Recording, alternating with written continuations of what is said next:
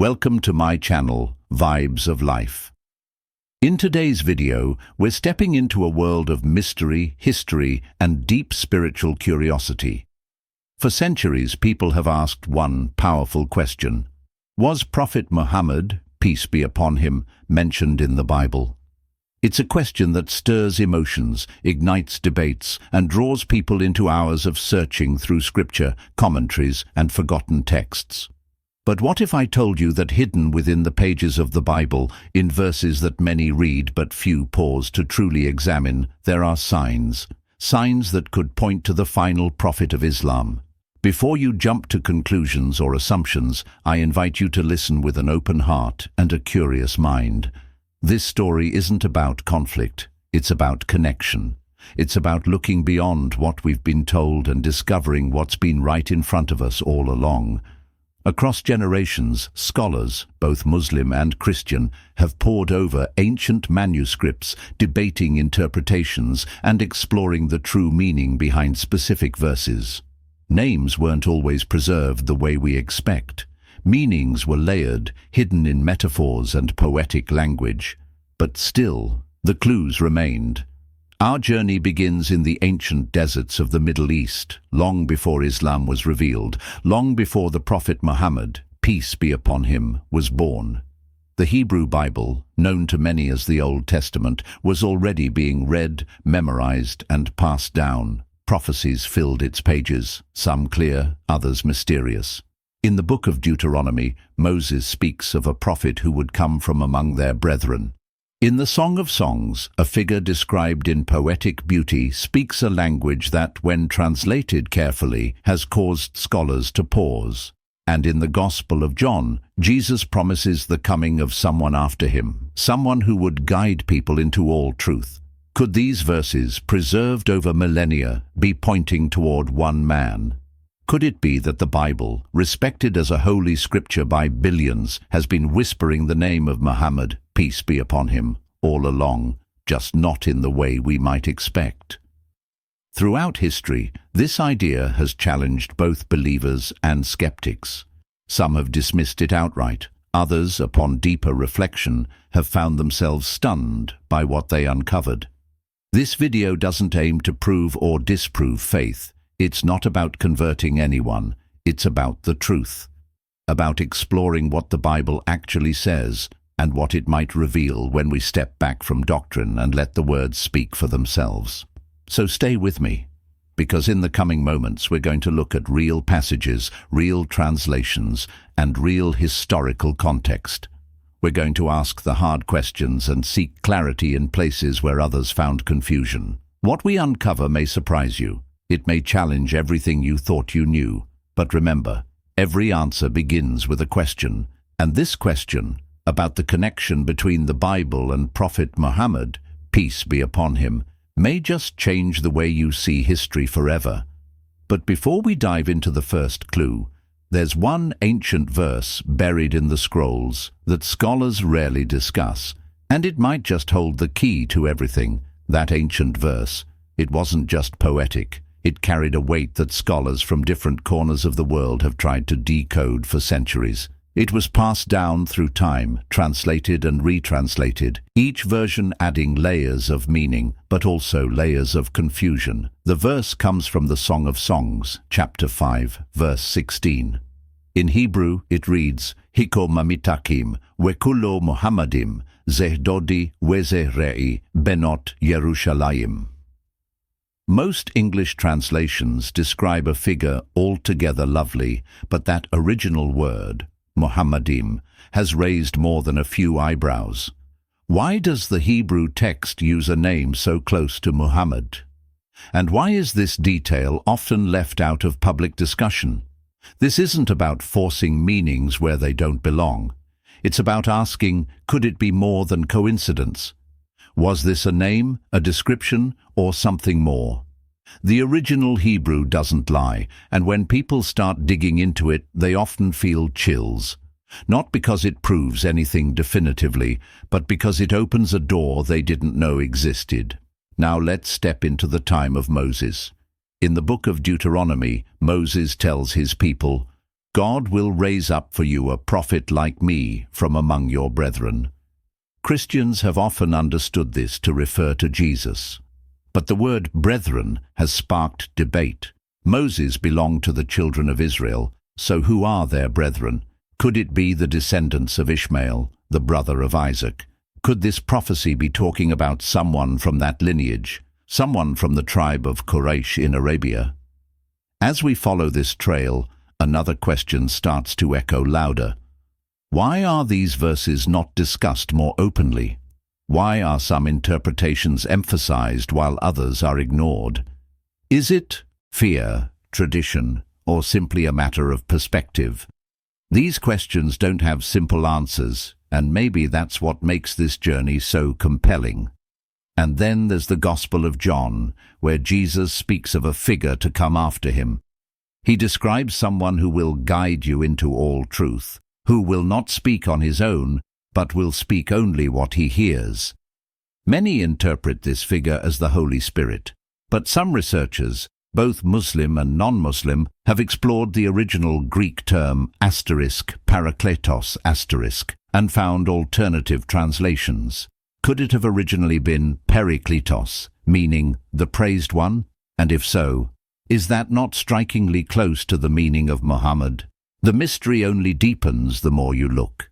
Each layer leads to more questions, and as we peel back history, the lines between prophecy and fulfillment begin to blur. But we're not done. There's still one more scripture, overlooked, cryptic yet powerful, that may hold a hidden truth the world has yet to fully understand. As more people begin to dig into these ancient scriptures, the conflict becomes more than just about verses. It becomes about identity, belief, and how truth has been preserved or hidden through generations. On one side, you have those who've grown up with a specific understanding of the Bible. For them, the idea that Prophet Muhammad, peace be upon him, could be mentioned in their holy book is hard to accept. It feels unfamiliar, even threatening. On the other side, Muslims have long believed that every prophet, including Muhammad, was part of a greater divine message, and that signs of his coming were sent long before his birth. What's fascinating is that not all voices in this debate are religious. Some historians and linguists, people who don't follow any particular faith, have also started to take notice. They point out how words can shift meanings over time, how a name, once translated, can lose its sound but still carry its identity in another form. They ask, if the Bible was written across different centuries, in different languages, by different people, how can we be sure we haven't missed something? Tensions grow when different interpretations clash. Some Christian scholars argue that these references are symbolic, not literal. Others believe that the message of Jesus and Muhammad, peace be upon them both, are not in conflict, but part of a larger story. Could it be that the Bible and the Quran are two reflections of the same divine truth, split by time and language? Or are we trying too hard to connect dots that were never meant to meet? The deeper you go, the more it feels like a spiritual puzzle, one that won't be solved easily. But just when it seems the trail is going cold, a long-lost manuscript reappears and changes everything. That manuscript, faded, fragile and forgotten in a dusty library corner, had been untouched for decades. It wasn't just a religious text. It was a copy of an early biblical commentary handwritten in Aramaic, the language believed to be spoken by Jesus himself. Scholars almost missed it, thinking it was just another old copy among thousands. But then a linguist noticed a strange phrase tucked inside a marginal note. The words weren't familiar at first, until he read them aloud, and suddenly the meaning clicked. There it was, a reference not just to a prophet to come, but to one described as Ahmad, the praised one, the exact name mentioned in the Quran in Surah As-Saf, where Jesus is quoted as saying, "I have come to confirm the Torah before me, and to give glad tidings of a messenger to come after me, whose name shall be Ahmad." That moment froze everyone in the room. Was this the missing link, a buried confirmation from ancient Christian writings, or just another layer of confusion added to an already complex puzzle? The news quietly spread among a few circles. Some scholars were eager to investigate, while others quickly tried to discredit it. Debates erupted behind closed doors. The language was re-examined, the ink carbon-dated, and the paper matched to a time centuries before the rise of Islam. Tension rose. If this was authentic, it would be one of the oldest references connecting biblical prophecy directly to Prophet Muhammad, peace be upon him. But just as questions were finally being raised out loud, something strange happened. The manuscript disappeared, vanished from its shelf. No public explanation, no records of removal. The few who had seen it were left in silence, and now, more than ever, people began asking who wanted to hide it and why. Just days after the manuscript vanished, an anonymous email landed in the inbox of one of the researchers who had briefly studied it. The message was short, just a few lines, and contained a blurry photo taken in low light. It showed the same manuscript, open to the exact page with the controversial reference. But what stood out most wasn't just the text, it was the edge of another page partially visible beneath it, with a title that no one remembered seeing before. It was written in an old dialect, almost forgotten now, but one word stood out clearly even through the blur. Parakletos. The same term from the Gospel of John. The same mysterious figure said to come after Jesus. The timing couldn't be a coincidence. Suddenly, the tension that had been building around this manuscript wasn't just about one verse. It was about a larger picture, a series of scattered clues across languages and centuries that all seemed to circle back to one person, Prophet Muhammad, peace be upon him. The researcher didn't know what to believe. Was someone secretly trying to protect the truth? Or was this all part of a larger cover-up, hiding documents that could challenge long-held assumptions? The pressure grew quickly. The story began to leak online, quietly at first, in academic forums and niche history blogs. Some dismissed it as rumor, others started digging deeper, and then something unexpected happened. A former seminary student from Greece came forward, claiming he had seen a copy of the same manuscript years ago, hidden away in a private archive connected to a small monastery.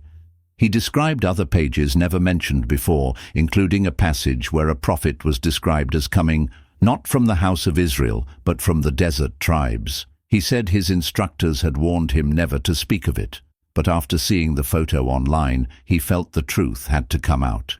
Now, the conflict wasn't just academic, it was personal. People began questioning everything, their teachings, their childhood beliefs, the history they'd always accepted. Why would these references be silenced? Why would any link between the Bible and Prophet Muhammad, peace be upon him, be hidden at all? And just as the story began to catch fire, a second manuscript surfaced. But this time, what it revealed would send shockwaves no one was prepared for. The second manuscript appeared in a remote part of Turkey, deep inside a private collection that had been locked away for nearly 100 years. It wasn't supposed to exist, not according to any public record. But when a retired professor passed away, his grandson discovered a chest in the attic, filled with ancient texts. Among them was a leather-bound book, written in Syriac, carefully preserved and incredibly rare. Inside, scholars found something stunning. Not only did it confirm the first manuscript's mention of Ahmad, but it went even further. It included a full passage attributed to a 3rd-century Christian mystic who described a dream.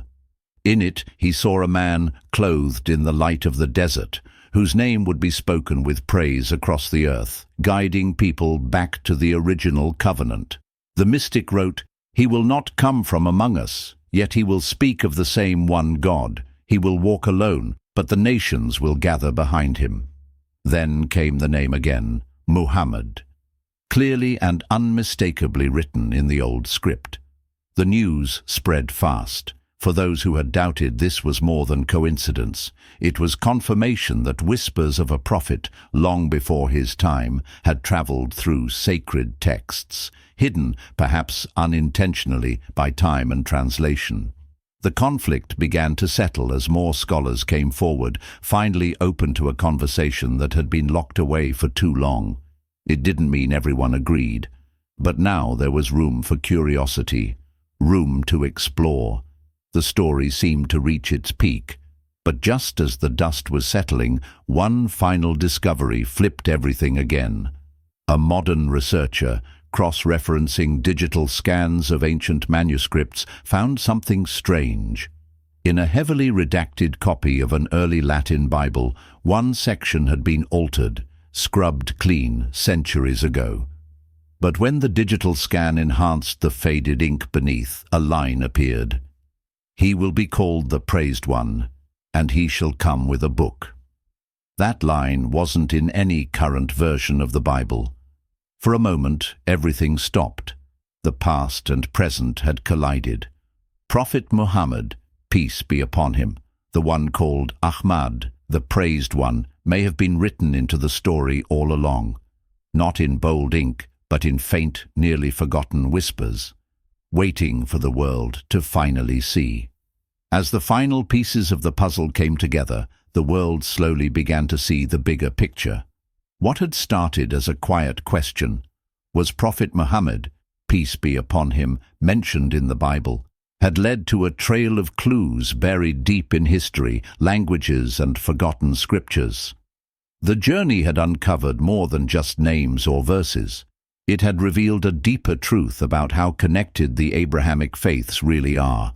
Despite centuries of division and different interpretations, there had always been a thread tying them together, one that had been quietly woven through sacred texts, waiting to be noticed. The digital rediscovery of that redacted line sent ripples through religious and academic communities. Some dismissed it, calling it coincidence or mistranslation, but others leaned in with open minds. For Muslims, it reaffirmed what they had always believed, that Prophet Muhammad, peace be upon him, was the final messenger, and that his coming had been foretold in earlier scriptures. For some Christians, it opened new doors of reflection, pushing them to consider verses in a new light, not as a threat to their beliefs, but as a broader view of divine continuity. The researcher who had uncovered the final passage spoke publicly once, then quietly returned to his work. "It's not about proving who's right," he said. "It's about uncovering what's been forgotten." His words echoed the feeling many had during this journey, not a push toward division, but a pull toward understanding. In the end, no single discovery can change hearts overnight. But stories like this spark curiosity. They invite people to ask, to learn, and to see beyond the surface. Whether someone believes the Bible mentioned Prophet Muhammad, peace be upon him, or not, one thing is clear. The scriptures of old are deeper than we think. Their meanings stretch beyond time, culture, and language. And sometimes all it takes is one question, genuine and sincere, to begin seeing things in a way we never imagined. So maybe the answers were never really lost. Maybe they were simply waiting for someone to look again. And now that we have, the story doesn't end. It lives on in every person who dares to ask, wonder, and search for the truth.